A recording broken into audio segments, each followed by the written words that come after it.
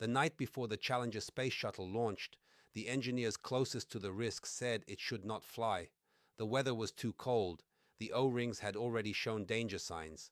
But delaying the launch meant disappointing NASA, disrupting the schedule, political sponsors, and saying no in front of powerful people who wanted yes. The launch went ahead. 73 seconds after liftoff, Challenger was gone. 7 people died. Sometimes leadership fails not because people lack data, but because they cannot bear disappointing the people. Let's explore that and how purpose can help you overcome that challenge. Leadership always involves loss. Here's a hard truth. Most leadership advice avoids. You cannot lead people through real change without disappointing some of them, not because you're doing it wrong, because change always involves loss, and someone always loses something they care about. The team member whose role is being eliminated, the colleague whose pet project gets cut, the friend who wanted you to choose differently. If you're not disappointing anyone, you're probably not leading. You're just managing the status quo. And here's the key insight that changes everything. People aren't afraid of change. They're afraid of loss. They're afraid of what the change will cost them, their status, their expertise, their comfort, their identity. When people resist a decision, they're rarely resisting the change itself, they're grieving the loss. If you don't understand that, you'll try to argue them into compliance when what they actually need is to be acknowledged. Professor Heifetz says it bluntly. Leadership is the art of disappointing people at a rate they can absorb. The people we admire most in leadership roles didn't avoid disappointing others. They learned to do it with care, at the right pace, for the right reasons, and they could live with it because they had a purpose strong enough to justify the cost. Why most people avoid the disappointment? When someone senses they're about to disappoint another person, they usually do one of 3 things. They delay. They postpone the hard conversation, telling themselves they're gathering more information. But the right time never comes, because the avoidance isn't about timing. It's about not wanting to be the person who delivers the bad news. They dilute. They water down the decision until it disappoints fewer people, but also accomplishes less. The result is a half measure that doesn't solve the problem and quietly creates a new one. They outsource, they form a committee, they blame the data, the market, the board. They find a way to make the disappointment feel like it came from somewhere else. All 3 responses come from the same place. The purpose isn't clear enough to justify the cost. When your why is vague, every hard decision feels like a personal risk. When your why is clear, it stops being about you and starts being about the larger purpose you are serving. Purpose is permission. When your purpose is clear enough, hard decisions stop being a referendum on your character. The question changes from, am I being too harsh, to, does this serve what I'm here for? And if the answer is yes, you can disappoint someone with care, with respect, with honesty, and still sleep at night. Purpose is what gives you permission to disappoint for the right reasons. It turns hard choices from acts of cruelty into acts of integrity. How to disappoint people. With integrity, disappointing people isn't a license to be cruel. It's an obligation to be honest. Here's how to do it well. Be clear about what's being decided and why. People can absorb hard news if they understand the reasoning.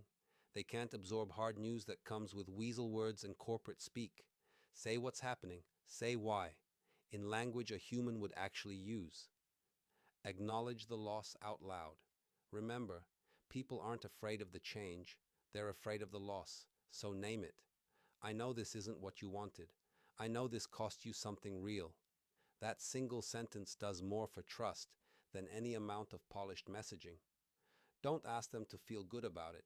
Your job is to make the decision honestly and let them have whatever feelings they need to have.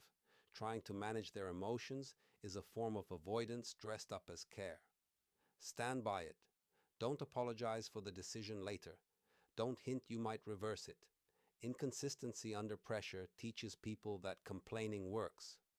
The people-pleasing trap. Most people who struggle with disappointment were rewarded early in their careers for being likable. Then they stepped into a role where being likable stops being enough.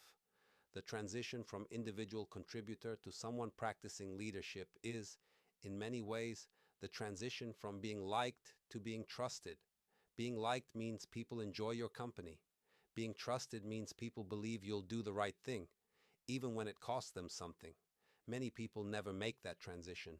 They keep optimizing for being liked and quietly wreck their teams by avoiding every hard call.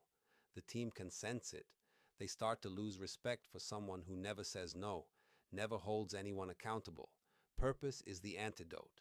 When you know what you're here to do, being liked becomes secondary to doing the work. And paradoxically, people willing to disappoint others for the right reasons are usually the most trusted, because the decisions come from somewhere real. Your action for this week: identify one decision you've been avoiding because someone will be disappointed. Just one. Now ask 3 questions. What am I afraid will happen if I make this call? 2. What's the real cost of not making it? 3. If I look at this through my purpose, what's the right thing to do? How do I clearly communicate it? Then make the decision, have the conversation, acknowledge the loss, stand by it. The disappointment you've been avoiding is almost always lighter than the price of avoiding it. Think about anything meaningful you've ever achieved: a degree, a career change, a relationship, a move, a business you built, a child you raised. Now think about what it cost you: the late nights, the money, the relationships that faded, the comfort you gave up, the version of yourself you had to leave behind. You paid those costs, and you didn't just pay them, you paid them willingly, not because they didn't hurt, but because they made sense, because the why was clear enough that the sacrifice felt purposeful instead of pointless. That's the secret most people miss when they're trying to avoid disappointing others. People can absorb almost any loss if they understand the purpose behind it. What they can't absorb is loss that feels random, hidden, or meaningless.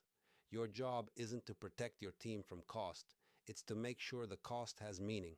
Purpose doesn't eliminate sacrifice, it makes sacrifice bearable for you and for the people around you.